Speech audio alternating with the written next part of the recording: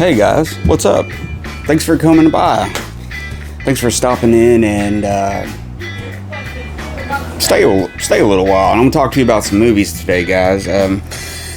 This is Mike's DVDs and Blu-rays collection, and that would make me your host, Mike. Again, thank you for coming in. Today, I want to do I haven't done an update in the Blaxploitation genre in a while. It's not that I haven't been watching anything or stuff like that, but I've been kind of waiting to.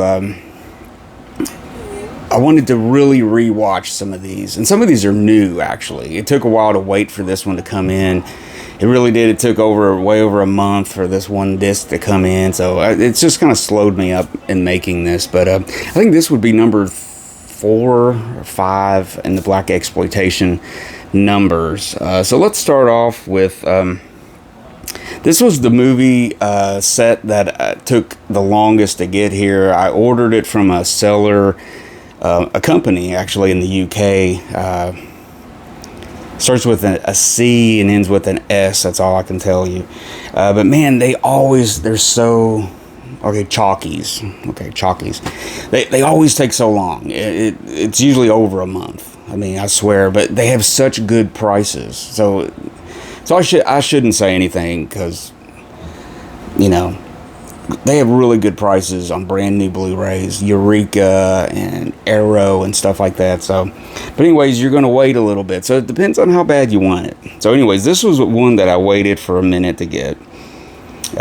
This is from Eureka Classics. This is Blackula and Scream, Blackula, Scream. These were really pretty cool. I had a lot of fun watching these. I was thinking it was going to be really horrible. I mean, this is a subgenre. First of all, let's say that, because you're like, what's Blackula? So it's a subgenre of Blaxploitation. So Blaxploitation is kind of like a subgenre off of an action picture, of action movie. But this is kind of a horror element. There was a whole, I like to say genre, a lot of subgenre of these for a good minute in the 70s where they were horror tinged ones. There was even a Frankenstein one, Blackenstein, I believe. Was it Blackenstein? Something like that. But that one was just not that great. It was more for the comic element. It wasn't serious. Now Blackula is more serious. It's a really, it's basically the same, Dracula storyline, from top to bottom. But it's refreshed, it's revamped. This is like, I guess this would be early 70s, that's when it was made, in the early 70s. So I think it's taking place modern time. So it's kind of hip, it's trying to be modern and everything. But it's got that spin on it, and it really works. And the reason I think it works is because of the actor playing Blackula. He was a classically trained actor. His strengths was with Shakespeare and stuff like that. He was completely not. He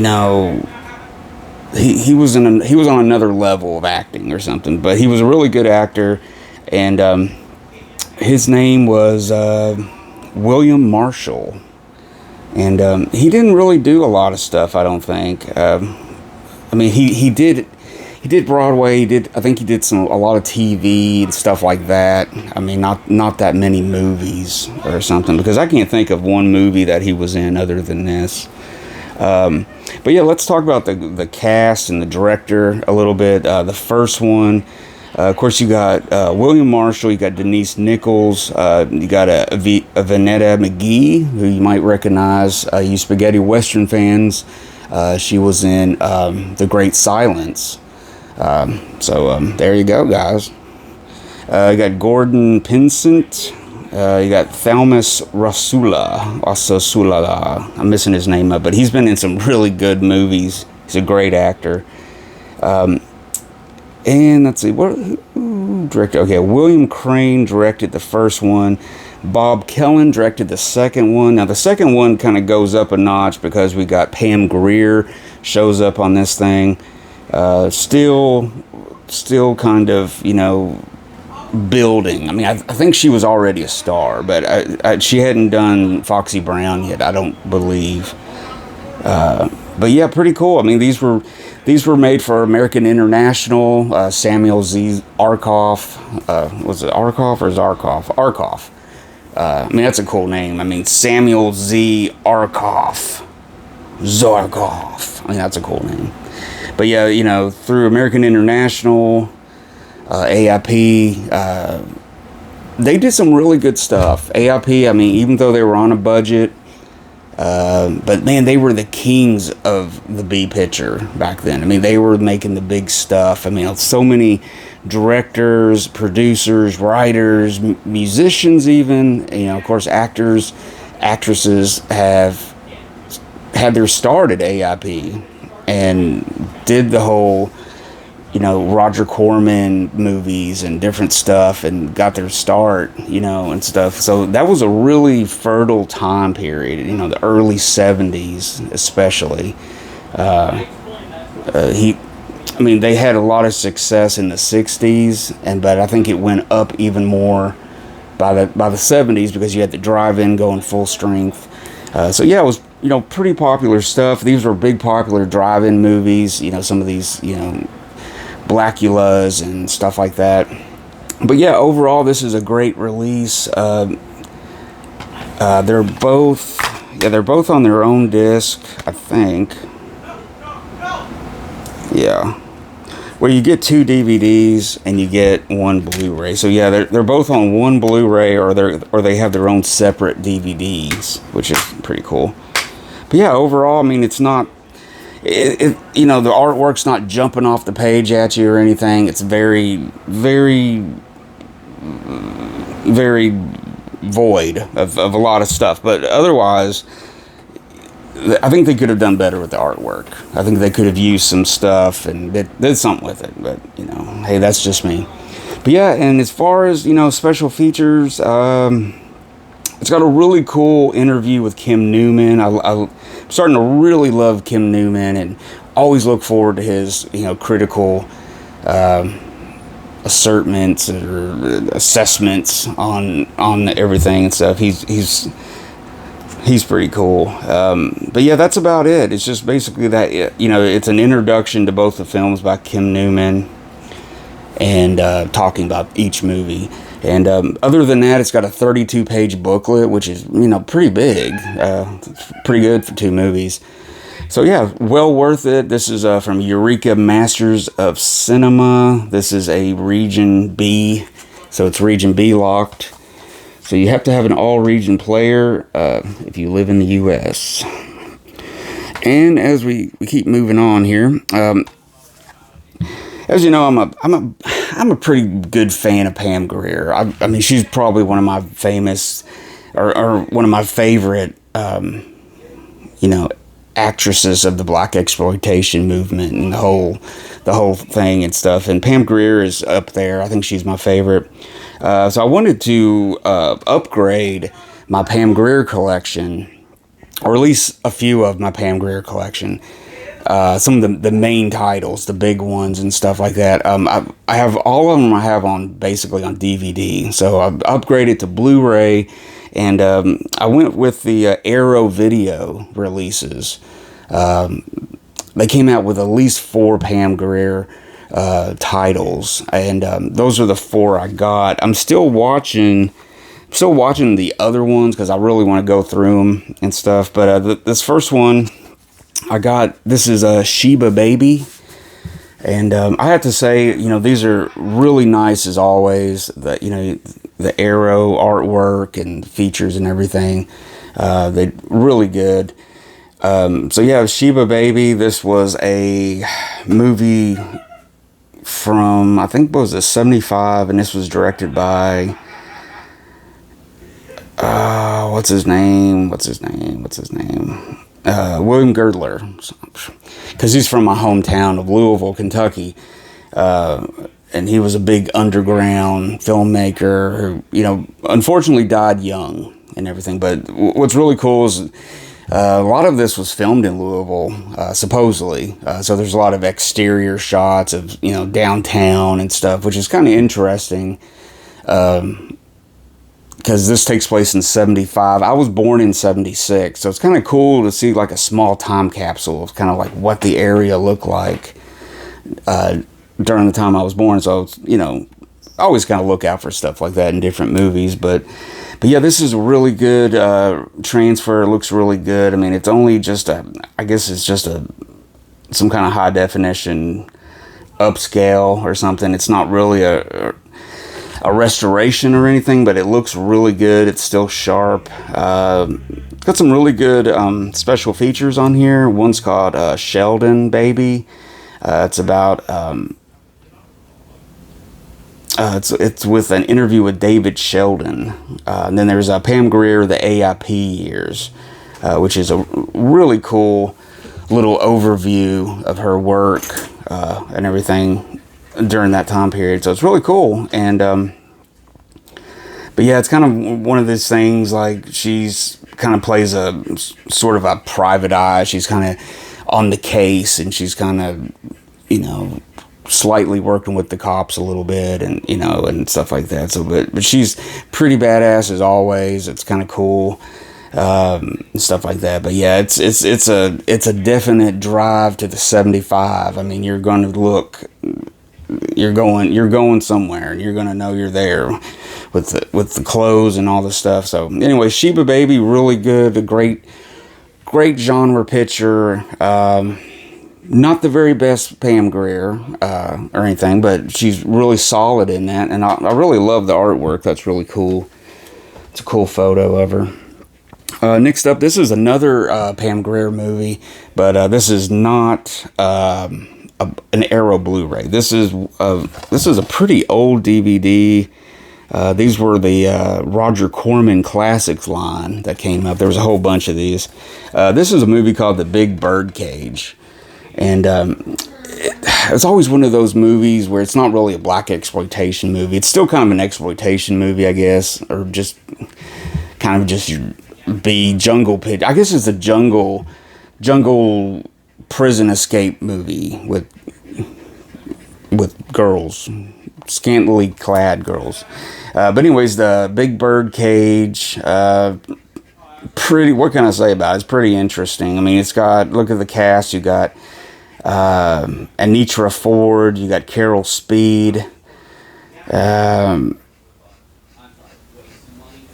but yeah, I mean, other than it's written and directed by Jack Hill, I mean, it's an early picture by Jack Hill, and everything, and it's pretty good. I always get this one mixed up with, let's see, there's The Big Birdcage, and then it's the other one with Pam Grier in it. It's like she made two movies almost very similar in like the same year or something, but it wasn't, Jack Hill didn't make that one. I can't think of what it's called.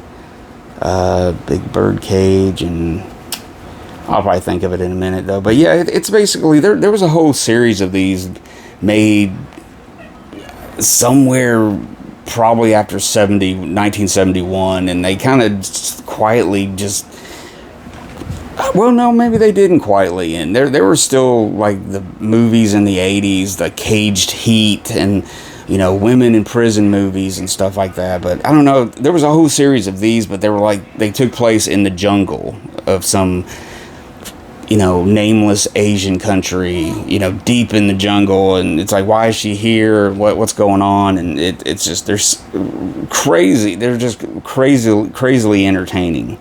But anyways, Big Birdcage is pretty cool. I like it. I mean, it's not something I'm going to come back to a lot. But, I did lie. I have another Arrow Blu-ray Pam Grier title. I forgot about this one. So yeah, here we go. We got this one. This is a Arrow Blu-ray edition. This is Black Mama, White Mama. This stars Pam Grier and Marguerite Markov. this is kind of like another prison flick, but this is something a little different. This is this is like a big grindhouse movie, and it's also similar to the Defiant ones, Stanley Kramer's 1958 prison escape movie, where you got a black guy and a very seriously racist white guy handcuffed together in the Deep South, and they're sent off into the swamps. And so that was going to be a firecracker of a movie, and stuff. So imagine the same thing with this. Now you got like an angry black woman, and then you got this girl, that woman that's like, she comes from the better life, and she gets locked up with her. Let me read this to kind of get refreshed. Lee is a tough prostitute, and Karen is a revolutionary, and they're admitted to a tough women's prison where almost immediately they clash. They packed off to a maximum security prison. Their transport is ambushed by Karen's guerrilla friends, and the two escape into the Filipino jungle.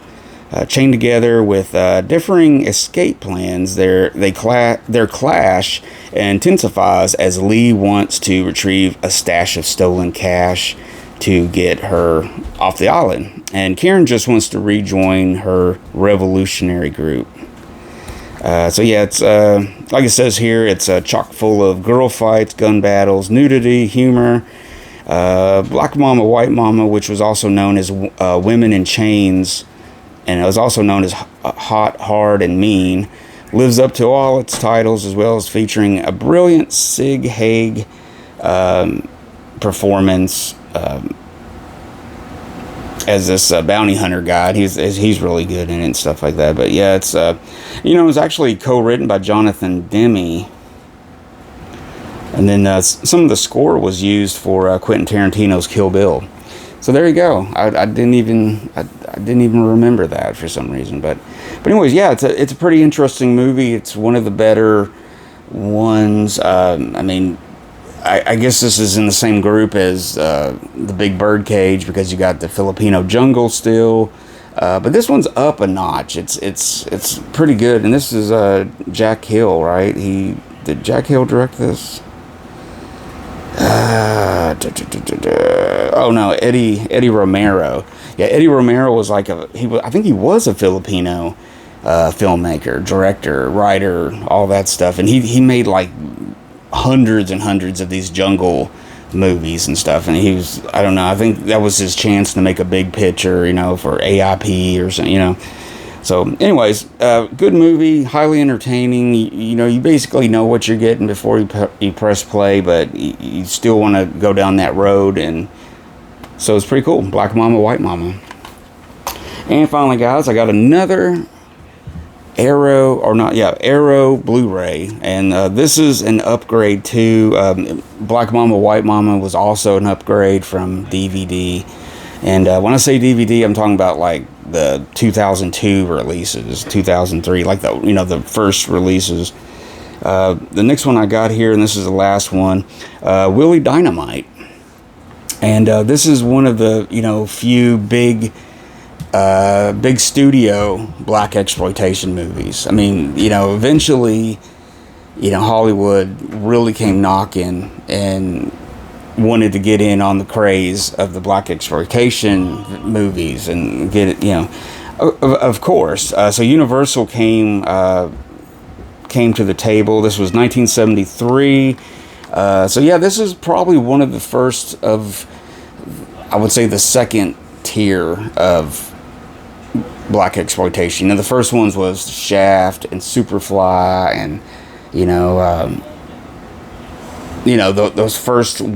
those first few, and this would probably start the second level, where it's already been it's kind of been popular for a while, but they're still turning out good movies. So this is a good movie. It's got a couple of extras on here. There's I think it's from the BBC or something. I think it appeared on some kind of UK television show, but it was called Kiss My Bad Ass with extra S's, which is a guide to black exploitation hosted by Ice-T. And then he does interviews with like Melvin Van Peebles and Isaac Hayes, Richard Roundtree, and all that stuff. So yeah, and then you got, reversible art and really nice transfer. I mean, it looks super good. And again, this is just another high definition 1080p, transfer. It's not like I'm not sure if it's been restored or anything, but it looks really good. It's a nice sharp picture and looks good overall. I mean, it's a good one. I probably would rate it, somewhere between 10 and 20. My favorite movie, black exploitation movies, but it's got a lot of style.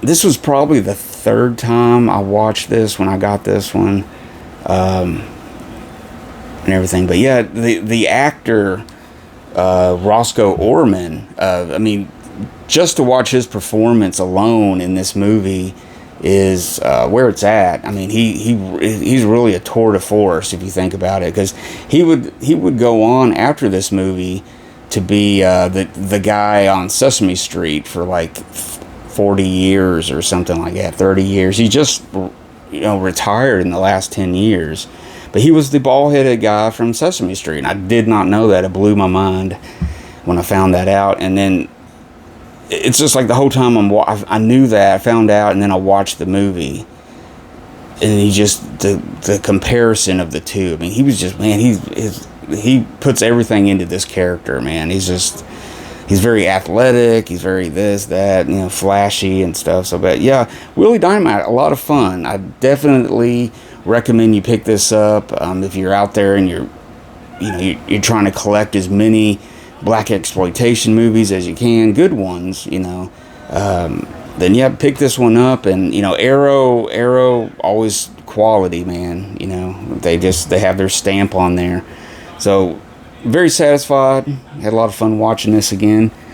So there you go, guys. Just some new movies, some new releases I picked up. I wanted to kind of upgrade a few of my Pam Grier movies, which kind of led to looking into some other stuff too and stuff. So I needed to upgrade a few things because some of the stuff was really, really kind of just, I think those are definitely better prints than the originals, those. So I'm not sure what area of cleanup they did for it, but it Willie Dynamite, for example, looks really good. So they look good, and I'm really happy I upgraded.